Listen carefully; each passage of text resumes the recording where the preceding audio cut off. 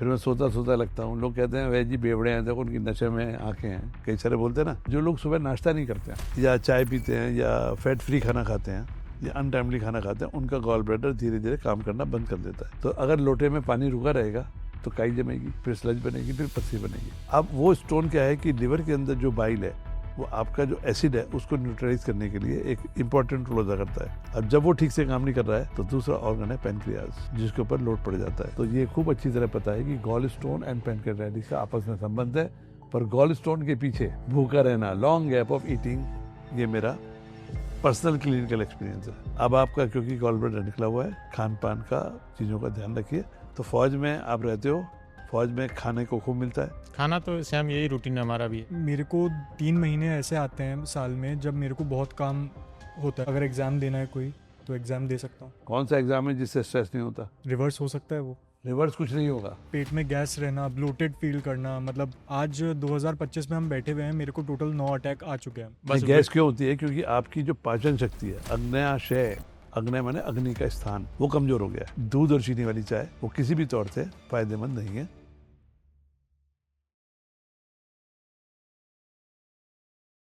नमस्ते सर, मेरा नाम भव्य गोयल है। मैं 17 साल का हूँ और मुझे पहला अटैक 4 साल पहले आया था, जून 20 में।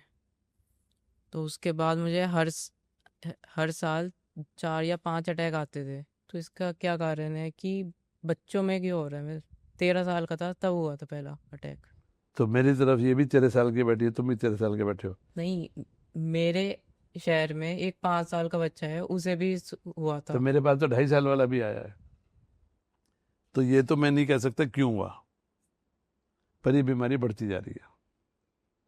तो ये मेरे पास हो रही है। पर जिसको भी हुआ उसको मेरी दवाइयाँ काम करती है। वो 2.5 साल का हो तो, 5 साल का हो तो, और 13 साल का हो तो, या बड़ी उम्र का हो तो ये ठीक होती है। क्यों ठीक होती है ये भी नहीं मालूम मेरे को, पर इतने सारों से ठीक हो रही है तो इसका मतलब इस दवाई के पीछे कोई ना कोई विज्ञान छिपा हुआ है। जैसे न्यूटन ने पेड़ से फल को गिरते हुए देखा, बार बार गिर रहा है, तो उसके पीछे एक थ्योरी थी। तो अमर पैनक्रेटाइटिस को ठीक करती है, ये जो हमारी चिकित्सा है ठीक करती है, मेरे को मालूम है। तो क्यों हुआ मैं नहीं बता पाऊंगा।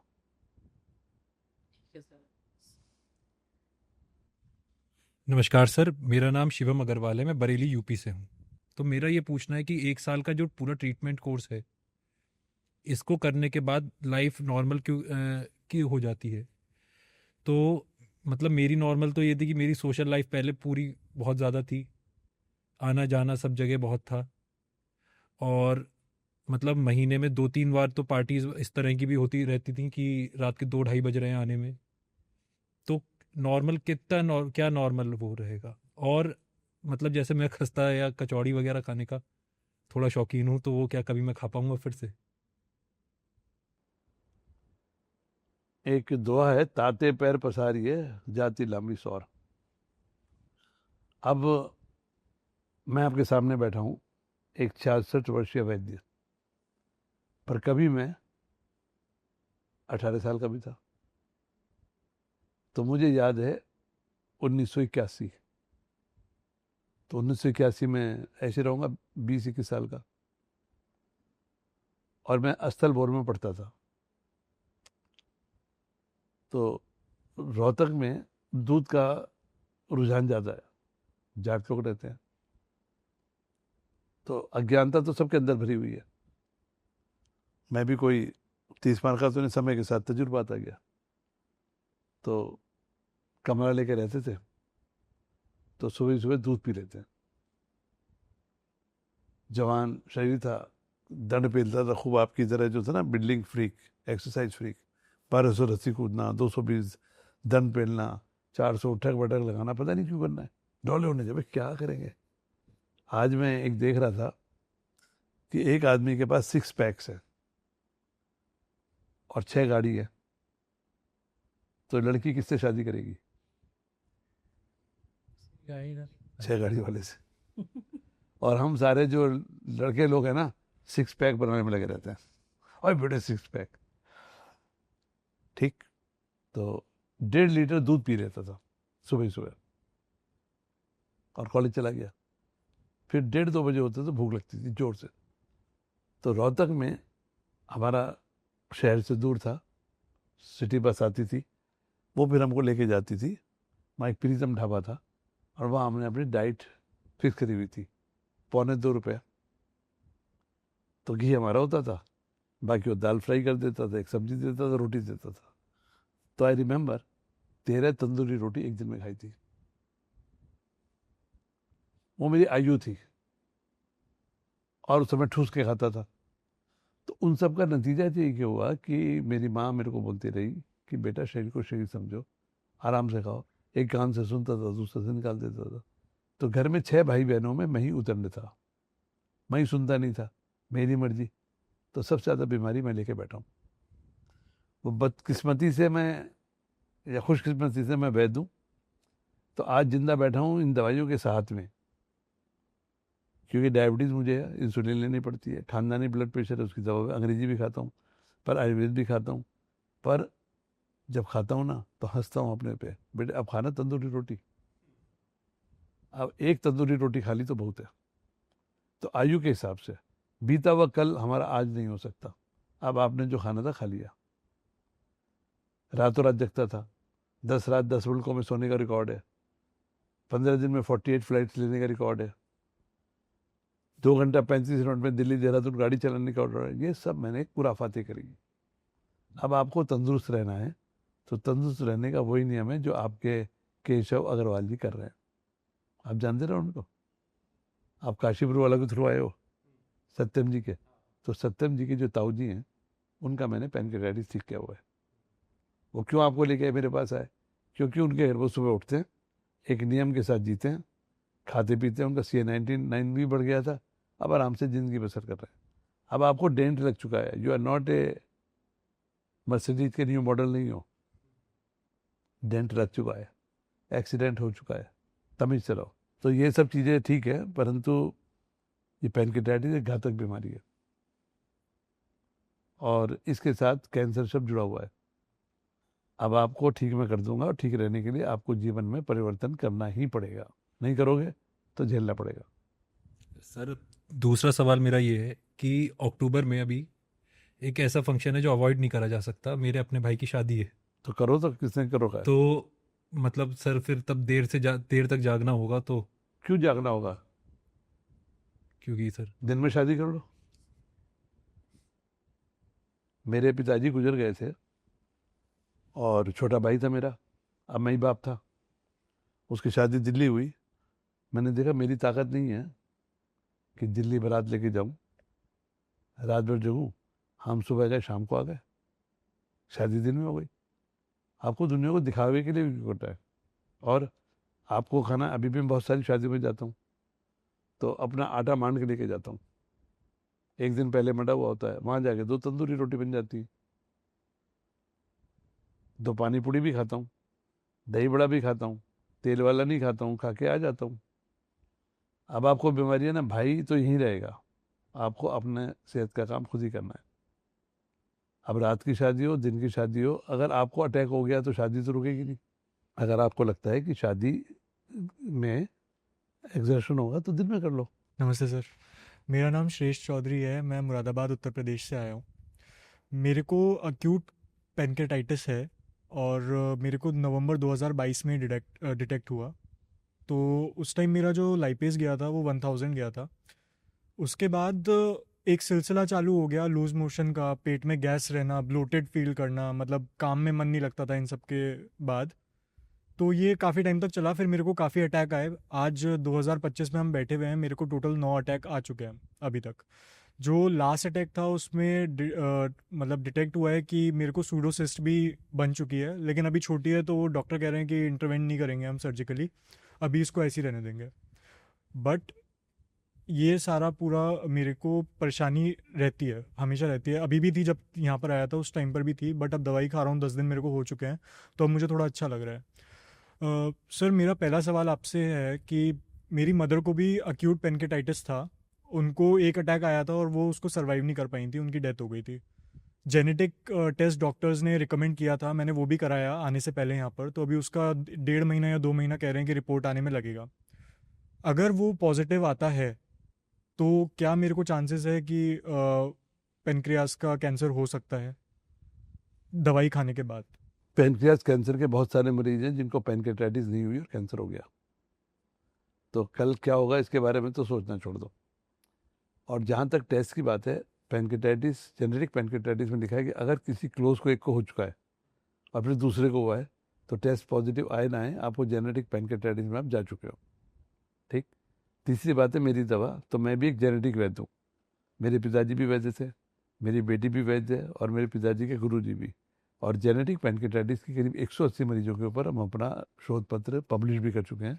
ये बीमारी बिल्कुल ठीक हो जाती है और अगर जीन पॉजिटिव भी होते हैं तो मैंने उनका ऑटो रिवर्सल भी होते हुए देखा है। तो आप ये दवा खाएंगे तो कैंसर नहीं होगा। मैंने बताया ना 2250 मरीजों में से एक को अभी तक हुआ है और हम थोड़े और चौकस हो जाएंगे। आप लोगों पर नज़र रखेंगे, आप भी संबंध रखना, बिल्कुल ठीक हो जाएगा। हम कोशिश कर रहे हैं कि अमर के ऊपर ज़्यादा से ज़्यादा रिसर्च हो। सर एक सवाल और था मेरे को अपना प्रोफेशनल लाइफ से लेके।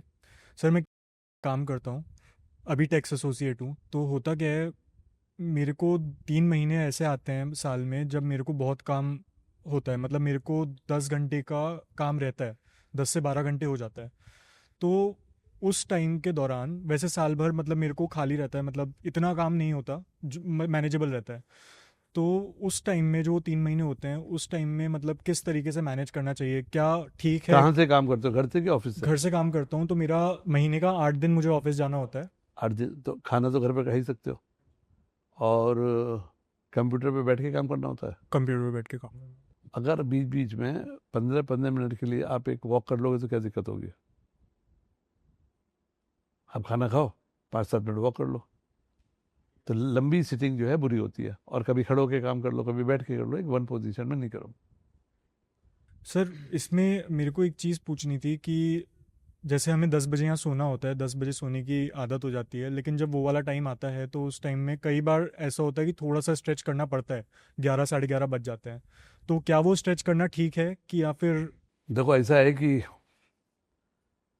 गाड़ी की लिमिट है 80, 100 पे चलाओगे तो चलाना होगा।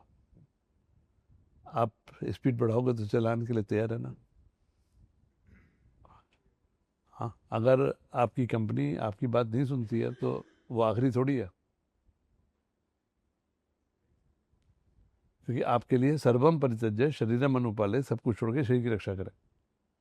तो क्योंकि आपको बीमारी हो चुकी है, हेरिडिटी पेनक्रियाटाइटिस है, माता जी का देहांत हो चुका है, तो you have to be extra careful. ठीक है। तो अगर किसी दिन 10 बजे हो गए तो उस दिन सो ज़्यादा लो। अब कल क्या हुआ कि मेरी श्रीमती जी का बेंगलोर से फ़ोन आया कि वो कॉफ़ी, मेरे एक दोस्त हैं, वो अपने घर की कॉफ़ी लाए थे। मैं बहुत कम पीता हूँ। वो पेड़ के लाए तो पत्नी बोली मैं रखे आई थी, फ्रिज में रख देना नहीं तो ख़राब हो जाएगी। मैंने कहा उसको को बोल दो। बोले फ़िल्टर भी मैं रख के आई थी। तो फ़िल्टर कॉफ़ी, साउथ पे सोचते हैं कि फ़िल्टर कॉफ़ी बहुत अच्छी चीज़ होती है। मैंने कहा दे दो, बना के दे देगा। अब वो कह रही है तो मैंने पी ली और वो फ़िल्टर कॉफ़ी मैंने शाम को पी।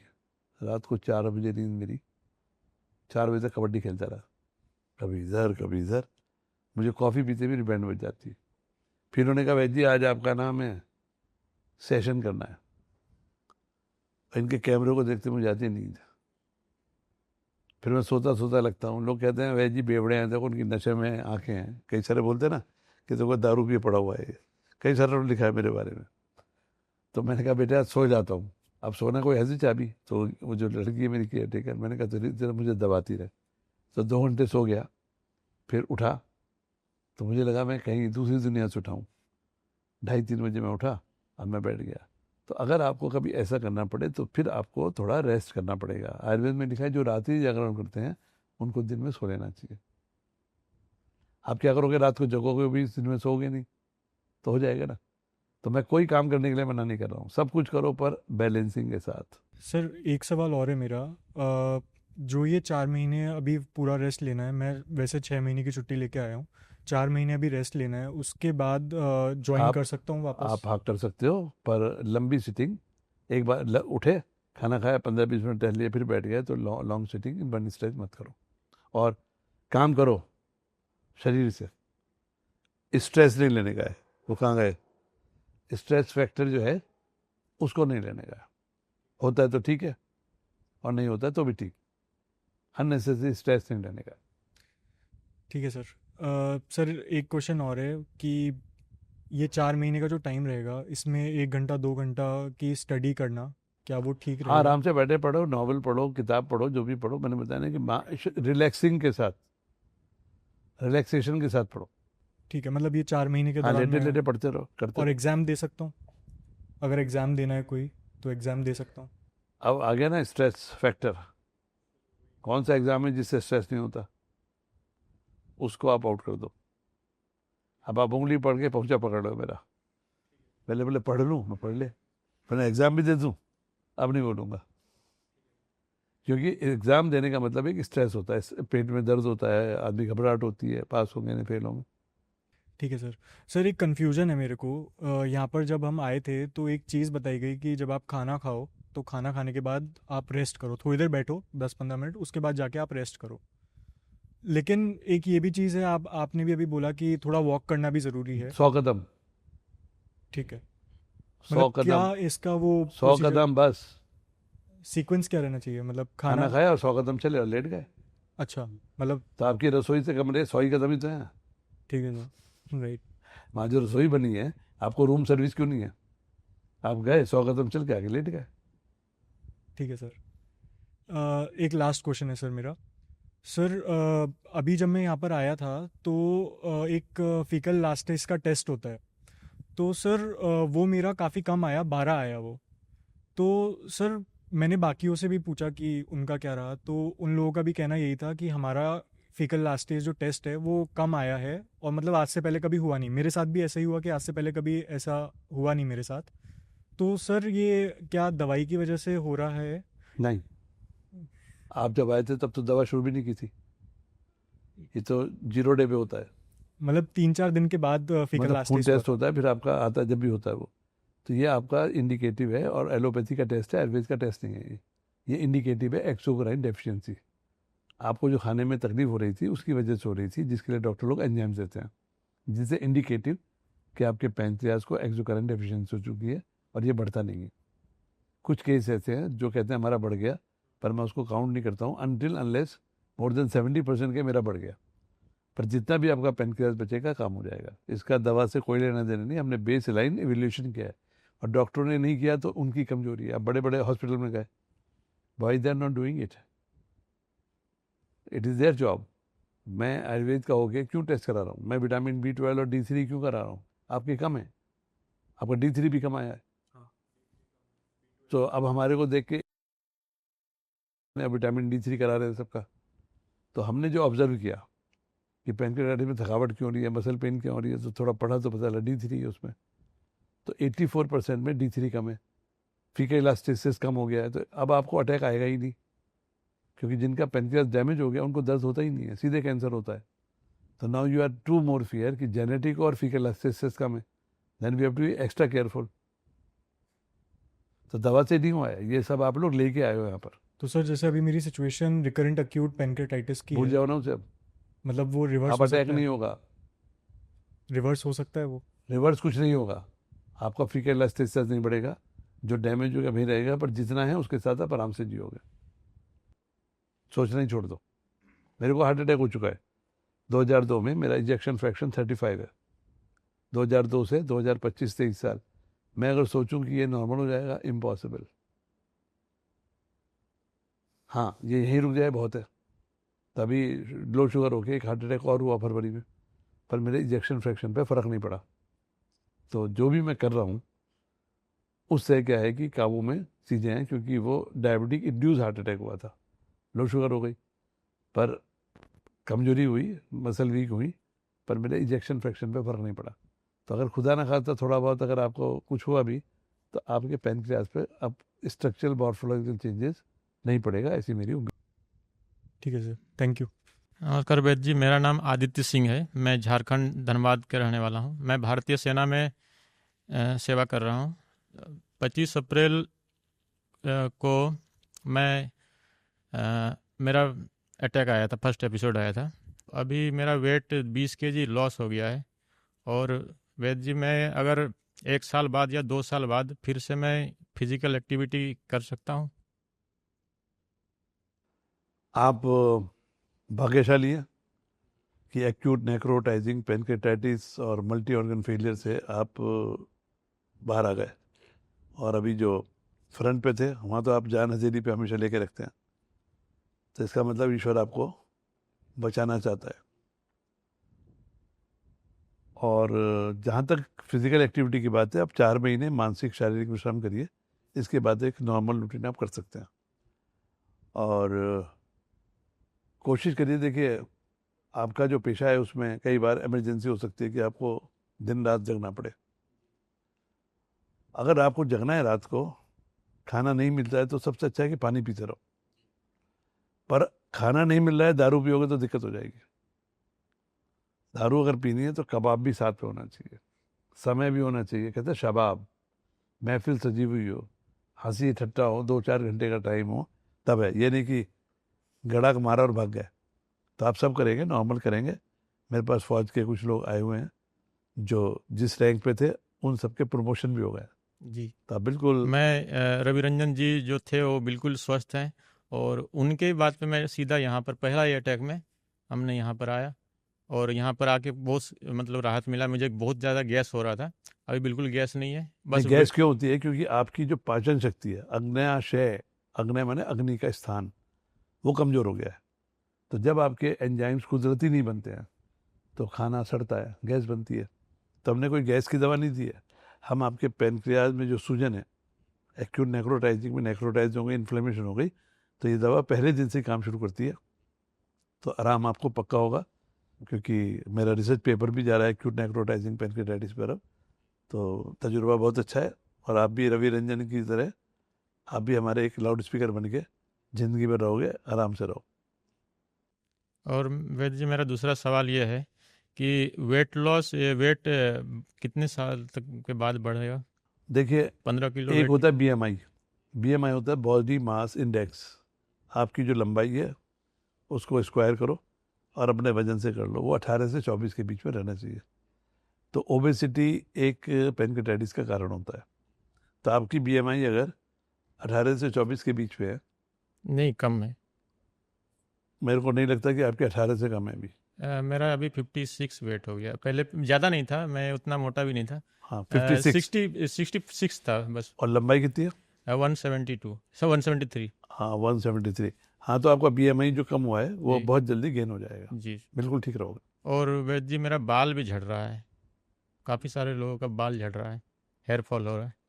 हाँ, बाल, अब क्या होता है ना कि बालों के लिए हमारे शरीर में खनिज तत्व होते हैं, प्रोटीन होते हैं, इनकी कमी से होता है। पर अगर आप ढंग से खाना पीता खाते रहोगे तो हो जाएगा। मेरी उम्र 66 साल हो चुकी है, मेरे साथ के ज़्यादातर लोग गंजे हो चुके हैं। पर आयुर्वेद का जो रस शास्त्र है वो कहता है कि हमारे शरीर में जब खनिज धातुओं की कमी होती है तो कुबल वगैरह निकलने लगती है। अब मैं वैद्य हूँ, रस शास्त्री हूँ, अपने नुक्ते उक्ते खाता रहता हूँ। तो ये जो दवा आप खा रहे हो और खाना खा रहे हो, ये ओवरऑल फ़ायदा करती है। क्योंकि आप जिस तरह यहाँ पे नाश्ता करते हो, प्रोटीन मिलता है। हर हमेशा हम अमूमन शाकाहारी लोग ऐसा नाश्ता घरों में नहीं करते हैं। आलू का पराठा खा लिया, सैंडविच खा लिया, उपमा खा लिया, पोहा खा लिया, यही सब खाते हैं। तो प्रोटीन हमारे शरीर के लिए बहुत ज़रूरी है। यानी कि एक दिन खा लिया तो आपका जितना वजन है कम से कम उतने ग्राम प्रोटीन तो चाहिए चाहिए, और वो भी सुबह दोपहर शाम में बटा हुआ होना चाहिए। यानी कि एक टाइम खा लिया तो ये लंबे समय में हमारा शरीर क्षय को प्राप्त होता है, और उसी तरह धीरे धीरे बनता है। जैसे आप एक दिन में फौजी, आपका रैंक क्या है? मैं सार्जेंट। जी, सार्जेंट, क्राफ्ट्समैन। सार्जेंट। तो एक दिन में नहीं बने ना, ट्रेनिंग हुई। तो जिस तरह आप ट्रेनिंग करके रिफॉर्म होते हो, उसी तरह बीमारी भी हमको एक दिन में नहीं होती है। तो अति साहस, अति व्यायाम, भूख का वेग धारण करना, निद्रा का वेग धारण करना, जो आयुर्वेद के सूत्र हैं, वो हम कई बार अज्ञानवश, कई बार कंपल्शन में, जैसे आपके साथ वो मृत्यु हो गई, आपका जोश नहीं था परंतु आप शोक में चले गए। तो शोक से होने वाले रोग आयुर्वेद में लिखा हुआ है। आप अति साहस या सर्कमस्टांस से जो हुए, इनसे पहले 2016 में वैद्य जी मेरा ये गॉल ब्लैडर का ऑपरेशन हुआ था, ये एक कारण तो नहीं हो सकता है? हाँ, अगर आपको गॉल ब्लैडर की बीमारी हुई है तो मैं मान सकता हूँ कि आप किसी समय में नाश्ता करते ही नहीं थे। जी। पहले नहीं, घर में जब से सेना में आया तब से कर रहा हूँ तब से तो कर रहे हो, पर पहले नहीं करता जब था गॉल ब्लैडर का हुआ, क्योंकि गॉल ब्लैडर की बीमारी में मैंने देखा है कि गॉल ब्लैडर क्यों जरूरी है।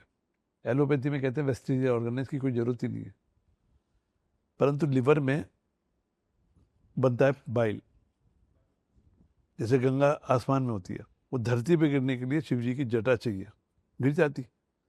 तो शिव जी की जटा जो है वो गॉल ब्लैडर है, वो गॉल ब्लैडर में आता है और फिर हमारे खाने के हिसाब से रिलीज करता है, और खाने में अगर फैट नहीं हो तो रिलीज ही नहीं करेगा।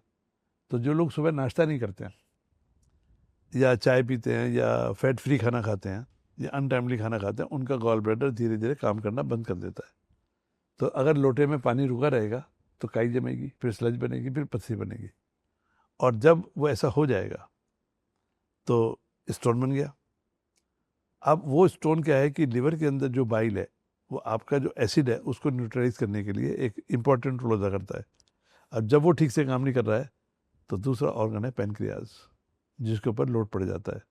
तो ये खूब अच्छी तरह पता है कि गॉल स्टोन एंड पेनक्रियाटाइटिस का आपस में संबंध है, पर गॉल स्टोन के पीछे भूखा रहना, लॉन्ग गैप ऑफ ईटिंग, ये मेरा पर्सनल क्लिनिकल एक्सपीरियंस है। तो अब आपका क्योंकि गॉल ब्लैडर निकला हुआ है, खान पान का चीज़ों का ध्यान रखिए। अब जो हो गया सो हो गया, बीती बात बितार के आगे की सुध लाई। पर आपकी बॉडी में पेनक्रियाज पे आप स्ट्रेस 2016 में दे चुके हो, उससे पहले ही दे चुके हो। तो फौज में आप रहते हो, फौज में खाने को खूब मिलता है, सोने को भी मिलता है, कभी कभी ऐसी इमरजेंसी होती है, पर वहाँ पे भी रिलीवर रहते हैं। खाना तो सेम यही रूटीन हमारा भी है। हाँ बिल्कुल, वही तो, यही तो डिसिप्लिन है। 7:30 बजे हम ब्रेकफास्ट कर लेते हैं तो सेना में। देखो, फौजी डिसिप्लिन से रहना है, अनुशासन ही जीवन है। तो आप इस तरह खाओगे बिल्कुल मैं ठीक पहले रहोगे। वैद्य जी मैं चाय बहुत पीता था, सुबह उठते 5 बजे उठ के। तो गॉल स्टोन ऐसे ही थोड़ी हुआ है। जी, मैं 5 बजे चाय पी के भागने चला जाता था रनिंग के लिए। तो ये बीमारी होने के लिए आपने मेहनत की है, ये बिना बात नहीं दी ईश्वर ने। ईश्वर ने तो आपको अच्छे घर में पैदा किया, अच्छी माँ बाप दिए, अच्छी पढ़ाई लिखाई दी, तो वो आपके पिछले जन्म के कर्म थे, आपका भाग्य था। परंतु आपको जब मिला आपने उसका दुरुपयोग किया थोड़ा सा। अब चलो, जो हो गया सो हो गया, अब भूल जाओ उसको। चाय आप पी पाओगे साल में 5-6 बार पिकनिक में, तो चाय हैबिचुएटेड तौर पे बुरी है। अभी आप लोगों ने अपराजिता की चाय पी, इसमें कोई नशा नहीं है, ये फूलों की चाय है। तो जिस समय अपराजिता मिल गई, गुड़हल मिल गया, जीरा मिल गया, ये सब चीज़ें हमारे को काम करती हैं। पर जो चाय हमारे देश में मिलती है, वो चाय दूध और चीनी वाली चाय, वो किसी भी तौर से फ़ायदेमंद नहीं है। काली चाय जो होती है ना, 1.5-2 लाख रुपए किलो वाली, पानी में डाला, तो जिस चाय में दूध और चीनी डलता है वो चाय है ही नहीं।